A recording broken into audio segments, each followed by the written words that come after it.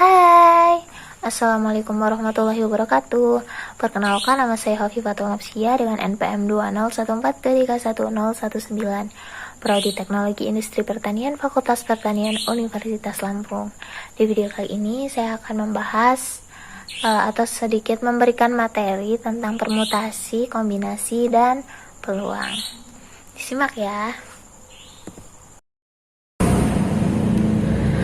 Oke, jadi kita akan membahas tentang permutasi, kombinasi, dan peluang. Yang pertama yaitu permutasi. Apa sih permutasi itu? Definisi dari permutasi ialah istilah yang menunjukkan jumlah susunan objek dalam suatu himpunan dengan melihat urutan. Artinya dalam menyusun suatu objek dalam himpunan harus mempertimbangkan urutan objek tersebut dan tidak boleh asal-asalan dalam meletakkannya. Nah, setelah itu jenis-jenis dari permutasi. Nah, permutasi ini sebenarnya ada banyak ya. Nah, di sini ada 5 yang akan kita bahas. Yang pertama itu permutasi n unsur yang berbeda. Terus yang kedua permutasi r dari n unsur dengan r lebih dari sama dengan 0 dan kurang dari sama dengan n. Setelah itu yang ketiga ada permutasi siklis atau melingkar. Yang keempat ada permutasi dengan unsur yang sama. Yang kelima ada permutasi berulang. Oke, yang pertama itu ada permutasi n unsur yang berbeda. Nah, pada permutasi jenis ini diharuskan untuk menentukan banyaknya cara menyusun n unsur dengan melihat urutan. Secara matematis dirumuskan sebagai berikut. Permutasi n dari n sama dengan n faktorial. Nah, contoh soalnya itu 3 buah buku yaitu ekonomi yang dilambangkan huruf E, geografi huruf G, dan sejarah S akan disusun secara berjajar. Tentukan banyaknya cara untuk menyusun 3 buku tersebut. Nah, kalau secara manual itu kita akan dapatkan EGS, GES, SEG, ESG, GSE, dan SGE. Cuman karena kalau dalam permutasi itu bisa, karena ini jumlahnya masih dikit, masih bisa secara manual. Tapi kalau semisal ada ekonomi, geografi, sejarah, matematika, bahasa Inggris, terus ada kimia dan lain-lain, tentunya akan semakin banyak kan. Jadi ada rumusnya yaitu n faktorial. Nah, jadi n-nya itu tadi kan ada 3 tuh. N faktorial berarti 3 kali 2 kali 1 sehingga 6. Sehingga ada 6 cara untuk dapat menyusun 3 buku tersebut secara sejajar. Nah, yang kedua itu ada permutasi R dari N unsur dengan R lebih dari sama dengan 0 dan kurang dari sama dengan N. Nah, permutasi jenis ini mengharuskan untuk lebih teliti karena hal yang diminta tidak lagi sesederhana seperti permutasi N unsur berbeda. Permutasi R dari N unsur ini urutan tetap diperhatikan tetapi unsurnya tidak boleh diulang. Secara matematis dirumuskan sebagai berikut. Nah, rumusnya itu permutasi R dari N sama dengan N faktorial per N min R faktorial. Nah, untuk lebih memahami tentang konsep permutasi ini, kita lanjut ke contoh soal, yaitu suatu komunitas Karang Taruna akan memilih ketua, sekretaris, dan bendahara dari 20 anggota. Tentukan banyaknya susunan yang bisa mereka pilih. Nah, anggotanya kan kita lambangkan dengan huruf N ya. Jadi N.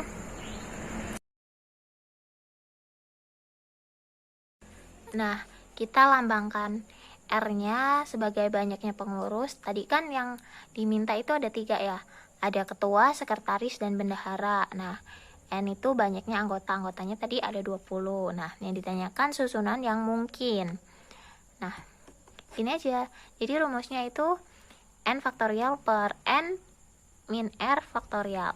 Nah, tadi kan N-nya berapa? 20 faktorial. Nah, tadi N-nya berapa? N-nya 20. Nah, jadi N faktorial 20 faktorial per 20 min 3. Kenapa 20 min 3? Ya karena tadi yang kita butuhin R-nya itu 3 kan. Nah, jadinya 20 kali 19 kali 18 kali 17 faktorial per 17 faktorial. Nah, kenapa sampai 17 faktorial? Karena nantinya ini akan dicoret ya. Jadi 17 faktorial dicoret sehingga menyisakan 20 kali 19 kali 18. yang hasilnya 6.840. Jadi banyaknya cara untuk menentukan ketua, sekretaris, dan bendahara adalah 6.840. Oke, jadi ini tuh sama aja, misal ada 20 murid kan, ini ada 20 murid. Nah, kita cuma butuh 3 nih, berarti kalau misal udah milih ketua tinggal 19 orang kan. Nah, terus kalau nanti milih sekretaris tinggal 18 orang. Terus nanti pas milih bendahara tinggal. Nah, ini sebenarnya juga sama aja kalau kita hitung gini nih. Kan ada 20 siswa. Terus kita butuhin 1 nih jadi ketua. Berarti setelah pemilihan ketua masih ada 19, karena yang ketua ini udah nggak dihitung lagi kan. Jadi masih ada 19 orang lagi. Nah, 19 orang lagi ini dipilih tuh jadi sekretaris. Nah, setelah sekretaris udah terpilih, otomatis tinggal 18. Nah, 18 ini untuk pemilihan bendahara. Sehingga 20 kali 19 kali 18 untuk menentukan ketua, sekretaris, dan bendahara gitu. Nah, oke, selanjutnya ada permutasi berulang. Pada permutasi berulang, urutan tetap diperhatikan, tetapi unsur atau elemennya boleh diulang. Secara matematis dirumuskan sebagai berikut. Permutasi pangkat R dari N. Nah, sama dengan N pangkat R. Contohnya ya, tentukan banyaknya susunan 3 huruf dari kata monster. Pembahasan berdasarkan data pada soal diketahui N-nya itu ada 7 ya. Ya, hurufnya ada 7, M, O, E, N, O, N, S, T, E, R. Dan R-nya itu ada 3. Kenapa 3? Karena tentukan banyaknya susunan 3 huruf. Nah, jawabnya itu enak aja sih, tinggal N pangkat R. Jadi 7 pangkat 3 yaitu 343. Oke, selanjutnya. Oke, kita akan lanjut ke materi. Oke, selanjutnya materi kombinasi. Kita pasti udah gak asing banget sama yang namanya kombinasi ya. Oke, jadi definisi dari kombinasi sendiri itu merupakan istilah yang menunjukkan jumlah susunan objek dalam suatu himpunan tetapi tidak memperhatikan urutan. Artinya dalam menyusun suatu objek dapat menggunakan aturan yang bebas ya. Jadi bedanya sama permutasi itu, kalau permutasi itu memperhatikan urutan, sedangkan kombinasi itu tidak perlu memperhatikan urutan. Oke, kita lanjutkan.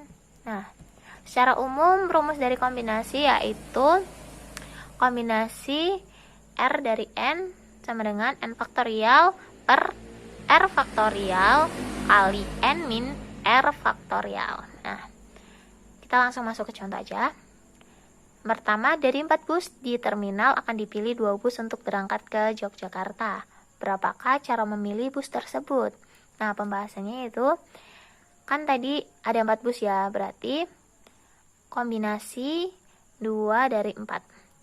4 faktorial diper 2 faktorial kali 4 min 2 faktorial. Nah, hasilnya adalah 6. Nah, ini paling sederhana ya. Oke, kita lanjut contoh lainnya.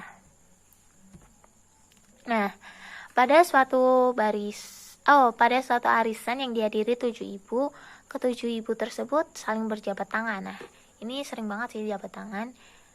Terus hitunglah banyak jabat tangan yang terjadi. Nah, rumusnya sama ya kayak tadi. Nah, tadi kan ada 7 ibu. 7 ibu berarti N-nya adalah 7 faktorial per, ya kalau setiap jabat tangan itu nggak mungkin kan kita jabat tangan sendirian, itu nggak mungkin yang pertama. Terus nggak mungkin lebih dari 2 orang saling berjabat tangan, itu namanya hompimpah. Jadi kalau untuk berjabat tangan itu pasti 2 orang. Jadi 7 faktorial per 2 faktorial kali 7 min 2 faktorial, dan hasilnya adalah 21. Jadi banyaknya jabat tangan yang terjadi adalah 21 jabat tangan. Oke, selanjutnya. Nah,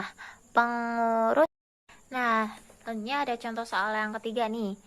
Pengurus RT terdiri dari 5 orang laki-laki dan 3 orang wanita. Akan dipilih 4 perwakilan untuk menghadiri upacara 17 Agustus. Ada 5 laki-laki dan 3 orang wanita, berarti ada 8 orang ya, dan dipilihnya cuma 4. Nah, hitung banyak cara memilih jika perwakilan terdiri dari 2 orang laki-laki dan 2 orang perempuan. Oke, jadi cara memilihnya pertama 5 faktorial. Yang pertama itu kita harus memisahkan dulu ya antara laki-laki dan perempuan. Jadi kita mencari dulu kombinasi untuk yang laki-laki, yaitu 5 faktorial karena dipilihnya cuma 2, jadi R-nya itu 2. 5 faktorial per 2 faktorial kali 5 min 2 faktorial, dan hasilnya adalah 10. Nah, setelah itu kita melakukan pemilihan untuk perempuan, yaitu karena perempuannya ada 3 dan dipilihnya 2, jadi 3 faktorial per 2 faktorial kali 3 min 2 faktorial, dan hasilnya adalah 3. Jadi untuk ini, untuk laki-laki dan perempuan tinggal dikali saja. Untuk laki-laki 10 dan perempuan 3, sehingga ada 30 cara untuk memilih perwakilan RT tersebut. Oke, langsung lanjut aja ke bagian materi peluang. Nah, definisi dari peluang sendiri itu besarnya probabilitas atau kemungkinan berlangsungnya suatu kejadian. Konsep peluang ini tidak hanya diterapkan pada hal-hal yang bersifat sederhana seperti permainan dadu, melainkan pada yang lebih kompleks seperti investasi, ramalan cuaca, asuransi, dan lain sebagainya. Nah, konsep dasar peluang. Jadi sebelum kita mempelajari peluang, kita juga harus tahu ya konsep dasarnya. Nah, di peluang itu kita nggak asing banget sama yang namanya ruang sampel. Ruang sampel itu himpunan semua kemungkinan hasil yang didapat dari suatu percobaan. Ruang sampel biasa dinyatakan sebagai S. Contohnya, ruang sampel dari dadu adalah angka 1, 2, 3, 4, 5, 6. Nah, selanjutnya ada titik sampel. Titik sampel adalah bagian dari ruang sampel. Contohnya adalah saat kamu melemparkan satu buah dadu, salah satu kemungkinan angka yang akan keluar adalah 4. Jadi titik itu ada di dalam ruang sampel. Mudahnya gitu sih. Setelah itu ada. Nah, selanjutnya yaitu peluang kejadian. Menentukan peluang suatu kejadian sama halnya dengan menentukan besar kemungkinan munculnya kejadian tersebut. Peluang kejadian K dinotasikan dengan PK adalah banyak anggota kejadian K dibanding dengan banyak anggota ruang sampel. Nah, rumus dari peluang itu NK per NS. Sebagai NK itu sebagai peluang kejadiannya ya. Dengan PK lebih dari sama dengan 0 dan kurang dari sama dengan 1. Jika PK sama dengan 0 berarti K-nya itu adalah kejadian mustahil terjadi. Dan jika PK sama dengan 1 berarti K adalah kejadian pasti terjadi. Nah, setelah itu ada frekuensi harapan. Jika percobaan dilakukan secara terus-menerus, secara berulang-ulang, maka frekuensi harapan muncul, suatu kejadian akan semakin besar. Frekuensi harapan kejadian K dinotasikan dengan FHK. Misalkan pada suatu percobaan yang diulang sebanyak M kali, dan peluang kejadian K adalah PK, frekuensi harapan kejadian K adalah FHK sama dengan M kali PK. Oke. Nah, jadi ada bermacam-macam jenis-jenis peluang, dan di video ini kita akan mempelajari tentang peluang kejadian majemuk tidak saling lepas, peluang kejadian majemuk saling lepas, peluang kejadian majemuk saling bebas, peluang kejadian bersyarat. Oke, yang pertama peluang kejadian tidak saling lepas. Nah, kedua, kejadian yang dapat terjadi secara bersamaan disebut kejadian tidak saling lepas. Jadi, dua kejadian yang disimbolkan dengan K1 dengan K2 dikatakan saling lepas jika K1 beririsan dengan K2 tidak sama dengan 0. Nah, peluang kejadian K1 dengan K2 dinotasikan dengan peluang K1 gabungan K2. Peluang K1 gabungan K2 sama dengan P atau peluang K1 ditambah peluang K2 dimin peluang K1 irisan K2. Nah, untuk mencarinya itu seperti ini. Nah, rumusnya ada. Setelah itu kita langsung masuk ke contoh soal. Sebuah dadu dilambungkan sekali. Tentukan peluang muncul mata dadu ganjil atau prima. Di jawabannya 2/3. Kok bisa? Gimana caranya? Ya, sekarang caranya aku tulis aja di kertas supaya lebih enak. Oke, jadi kita akan mulai penyelesaiannya di kertas aja ya, jadi biar lebih mudah. Nah, kan tadi ada tuh, kita sudah melakukan pelemparan sebuah dadu. Setelah itu kejadian muncul mata dadu ganjil, kejadian muncul mata dadu prima. Nah, S ini anggotanya itu 1, 2, 3, 4, 5, 6. Nah, sedangkan K1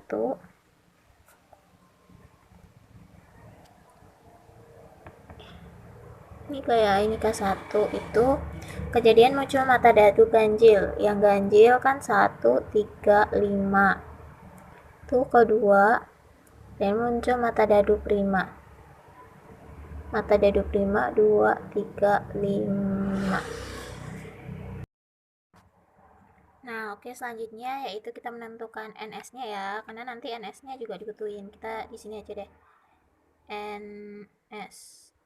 NS-nya itu ada, jadi NS itu jumlahnya ya, 1, 2, 3, 4, 5, 6. Ada 6. N1 ada 3. K2 ada 3 juga.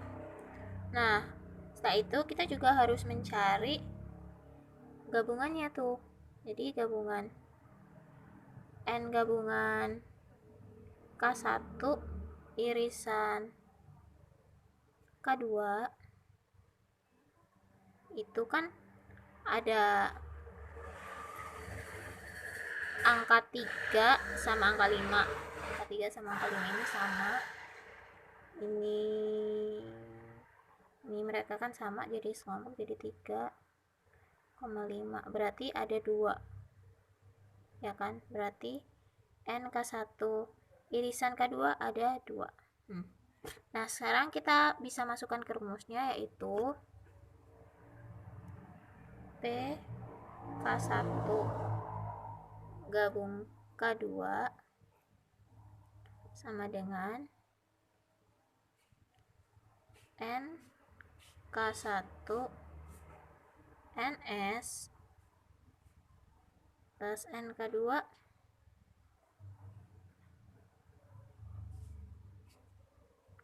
per NS juga di minus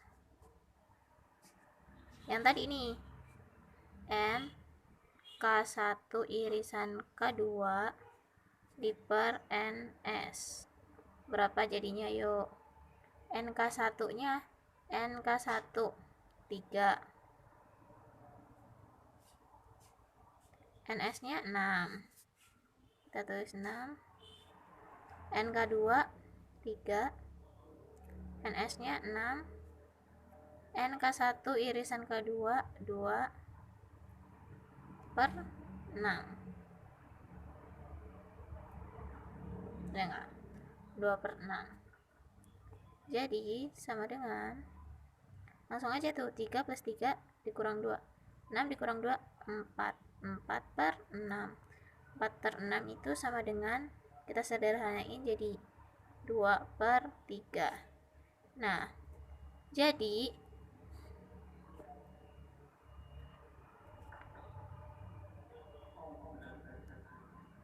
peluang kejadian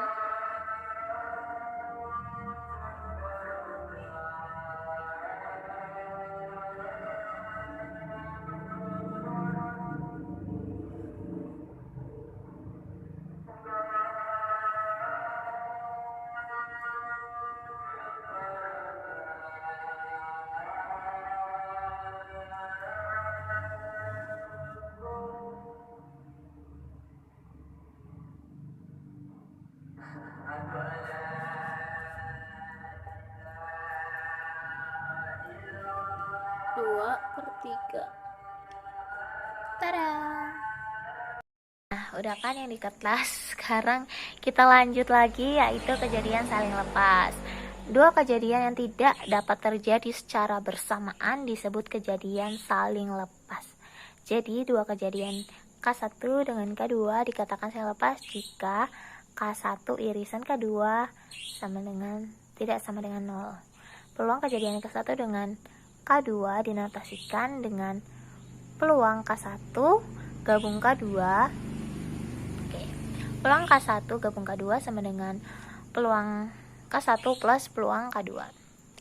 Nah, rumusnya masih kayak gini ya, NK1 per S, NK2 per NS. Sebenarnya rumusnya itu sama, yang NK1 per NS itu sebagai penjabarannya ya. Oke, kita langsung ke contoh soal aja. Contoh soalnya, pada pelemparan 2 buah dadu sekaligus, hitunglah peluang muncul dadu berjumlah 7 atau dadu berjumlah 9. Oke, ini 2 mata dadu ya, jadi ruang sampelnya itu ada 36 karena 6 pangkat 2. Oke, K1 sebagai kejadian muncul mata dadu berjumlah 7. Nah, untuk dadu berjumlah 7 itu kan bisa 1,6, 2,5, 3,4, 4,3, 5,2, dan 6,1. Nah, yang K2-nya itu kejadian muncul mata dadu berjumlah 9. Yang berjumlah 9 itu bisa 3,6, 4,5, 5,4, dan 6,3. Nah, jumlah K1 ada berapa? Ada 1, 2, 3, 4, 5, 6. Ada 6. Dan jumlah K2 ada 1, 2, 3, 4. Ada 4. Dan ruang sampelnya tadi ada 36. Sehingga peluang K1 tadi kan N K1 per NS. Sehingga 1 per 6. Karena 6 per 36 masih bisa disederhanakan ya. Dan peluang K2-nya itu 4 per 36 sama dengan 1 per 9. Jadi peluang K1 gabung K2 sama dengan peluang K1 plus peluang K2. Peluang K1 berapa? 1 per 6. Dan peluang K2 1 per 9. Sehingga hasilnya ada 5 per 18. Oke, kita lanjut lagi ke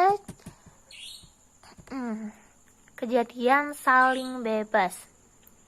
Dua kejadian yang tidak saling bergantung atau mempengaruhi disebut kejadian bebas. Misalkan, K1 dengan K2 adalah kejadian bebas. Peluang K1 dan K2 dinotasikan dengan peluang K1 irisan K2. Nah, jadi itu antara peluang K1 dan peluang K2 itu tinggal dikalikan. Nah, kita langsung ke contoh soal aja. Pada pelemparan sebuah dadu dan sebuah koin secara bersamaan, tentukan peluang muncul mata dadu bilangan prima dan sisi angka pada koin. Oke, langsung ke penyelesaiannya. K1-nya tadi kejadian muncul mata dadu bilangan prima. Jadi yang bilangan prima pada dadu itu apa aja? Angka 2, 3, sama 5. Dan NK1-nya berapa? Ada 3, karena 2, 3, 5 itu 3 ya. Yaitu peluang ke K1-nya ada berapa? 3 per 6. Oke, setelah itu K2-nya kejadian muncul sisi angka pada koin. Kejadian muncul sisi angka pada koin cuma 1 ya, cuma setengah ya, karena kalau gambar setengah dan angka juga setengah. Setelah itu tinggal kita masukkan ke dalam rumus. 3 per 6 kali setengah, ini hasilnya 3 per 12 atau sama dengan 1 per 4. Oke, next. Peluang kejadian bersyarat. Kejadian bersyarat adalah kejadian tidak saling bebas, tetapi kejadian tersebut saling mempengaruhi. Peluang bersyarat adalah peluang terjadinya kejadian K1 apabila kejadian K2 telah terjadi. Nah, rumusnya seperti ini. Nah, kita langsung ke contoh soal aja.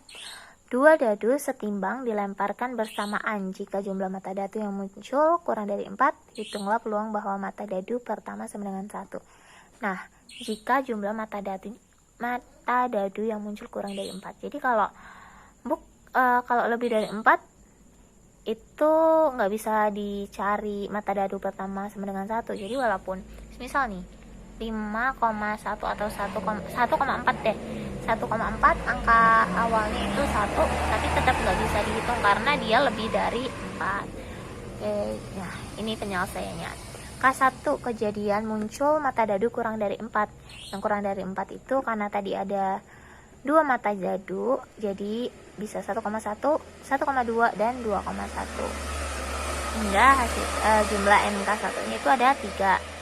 Itu peluangnya 3 per 36 karena tadi ada 2 mata dadu ya. K2, kejadian muncul mata dadu pertama sama dengan 1. Yang sama dengan 1 itu kan ada 1,1, 1,2. Jadi kita ngambilnya itu dari K1-nya. Jadi bukan kita ngambil lagi dari ruang sampel, tapi kita ngambil dari K1. Nah, sehingga NK2-nya itu 2. Dan kita tinggal masukkan ke dalam rumus. 2/36 per 3/36 sama dengan 2/3. Oke, jadi itu adalah materi yang bisa saya sampaikan. Kurang lebihnya mohon dimaafkan. Saya akhiri. Wassalamualaikum warahmatullahi wabarakatuh.